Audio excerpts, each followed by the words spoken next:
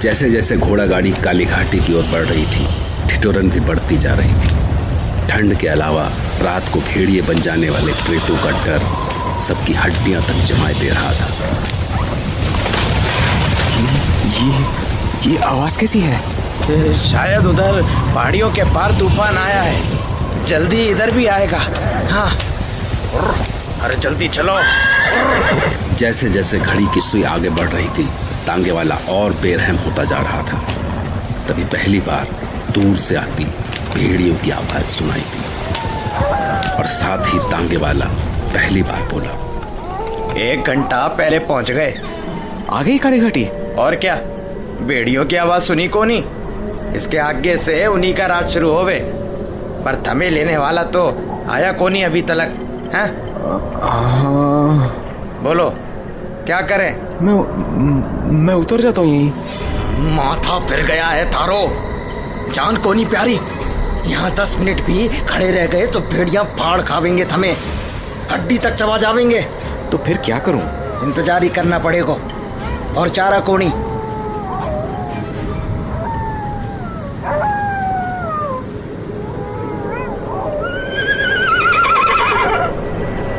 अरे ये तुम्हारे घोड़े को क्या हुआ? ये शाही बग्गी आ गई, उतरो से, यहाँ से आगे वही ले जावेंगे तमें।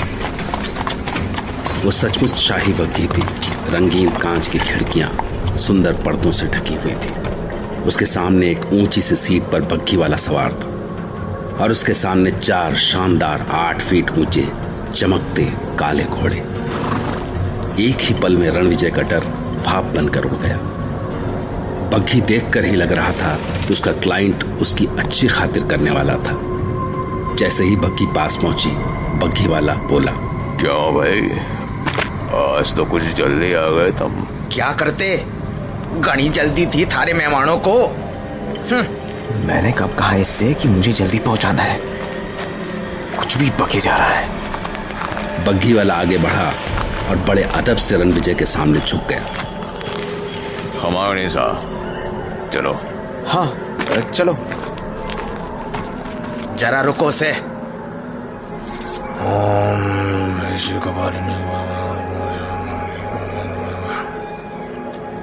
ये मंत्र सारी रक्षा करेगा, अपना ख्याल रखना से। और हाँ, कुछ भी हो जावे, इस ताबीज को खुद से अलग को नहीं करना। हाँ, कुछ भी हो जाए इससे क्या मतलब है इसका? दिमाग चकरा देने वाले सवालों में उलझा रणविजय उस शानदार बग्घी की ओर बढ़ा ही था कि बग्घी वाले ने उसका हाथ पकड़कर उसे चढ़ने के लिए सहारा दिया। बड़े बड़े पंजों वाली उसकी पकड़ इतनी सख्त थी कि रणविजय की आह निकलने को हुई। अजीब सा था वो। कंधों पर काला सा चोगा डाले, काली पगड़ी और उसके नीचे से झांकती उसकी लाल लाल आंखें। जब वो बोलने के लिए मुंह खोलता था तो उसके नुकीले दांत चांदनी में भी चमक उठते थे। भाई टांगे वाले, सांप का संभाल देना।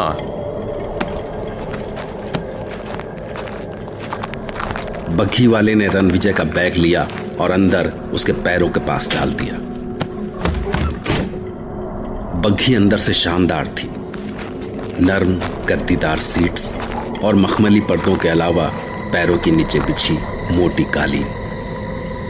मालिक थोड़ा ख्याल रखने को बोले आप खास मेहमान उनके, सर्दी बहुत है, जरोखे के नीचे बिलायती दारू है, 2 घूंट लगा लो, ठंडी भाग जाएगी।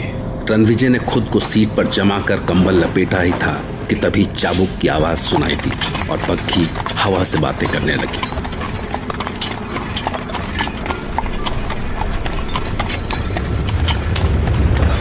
घोड़ों की रफ्तार से लग रहा था जैसे वो और भी जल्दी में थे। पहाड़ी रास्ते के दोनों ओर पेड़ों ने रास्ते के ऊपर छत सी बना ली थी, इसलिए रास्ते पर अंधेरा सा ही था।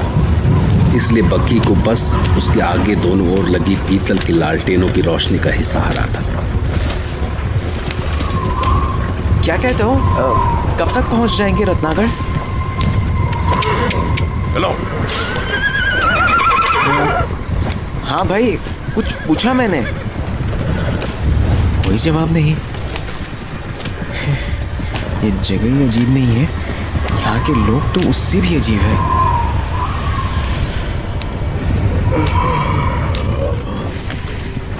उस ठिठुरन और डर के बाद भी जाने कैसे रणविजय को नींद आ गई, या शायद बेहोशी। उसे लगा जैसे कोई पंजे उसकी गर्दन की ओर बढ़ रहे हैं। अपनी पूरी कोशिश के बाद भी वो उन्हें अपनी गर्दन की ओर बढ़ने से नहीं रोक पा रहा था। ऐसा लगा जैसे छोटा सा बकरी का बच्चा बाघ को रोकने की कोशिश कर रहा है। अगले ही पल वो पंजे उसकी गर्दन पर थे।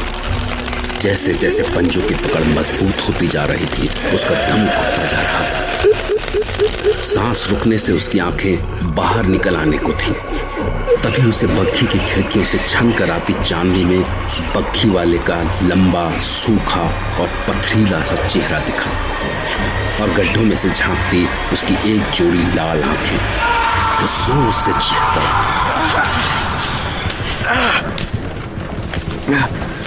क्या हो गया सा?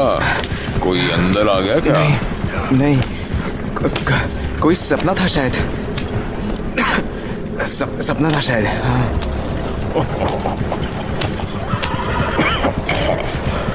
तब चिंता कौन है, ठाठ से बैठो, अब तो रास्ता भी अच्छा है। क्या कहा तुमने? कोई अंदर आ गया क्या? क्या मतलब? कौन आ सकता था अंदर?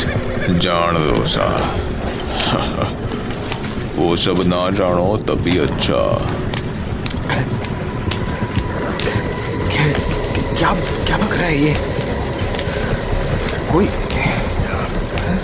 क्या ना जानू, कौन आ सकता है गाड़ी के अंदर? कहीं वो। रणविजय बग्घी के अंदर किसी के घुस आने के ख्याल से ही इतना डर गया था कि वो उसे ढूंढने लगा। सीट के नीचे, पर्दे के पीछे, जहां भी ढूंढ सकता था ढूंढने लगा। कहाँ है?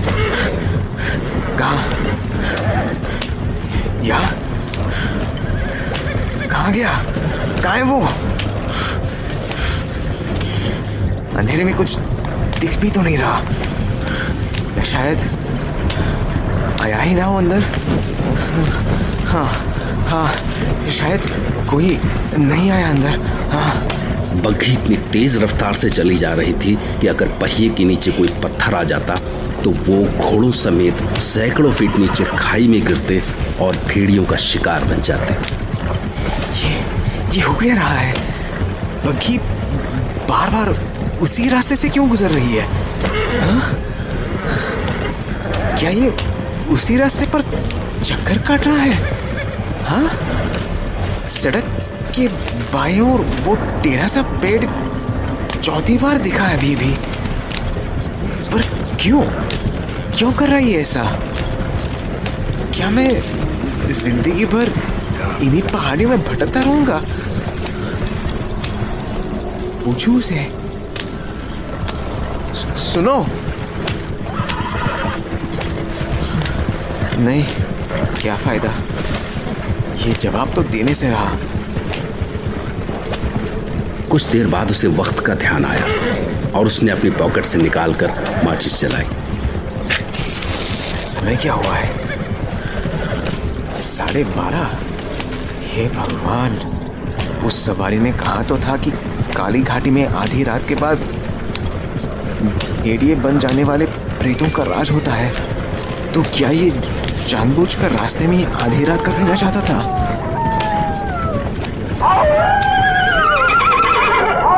अरे क्या हुआ भाया? ये तो इनका रोज का है, ये तमें खावे कोनी। चलो बच्चों, चलो चलो। बग्घी इतनी तेज भागी जा रही थी कि रणविजय को उसकी सीट के आसपास जो कुछ मिला उसने उसे कस कर जकड़ लिया। अरे क्या हुआ इन घोड़ों को?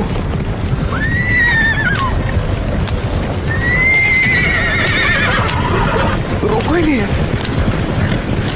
भगवान के लिए इन्हें रोकते क्यों नहीं?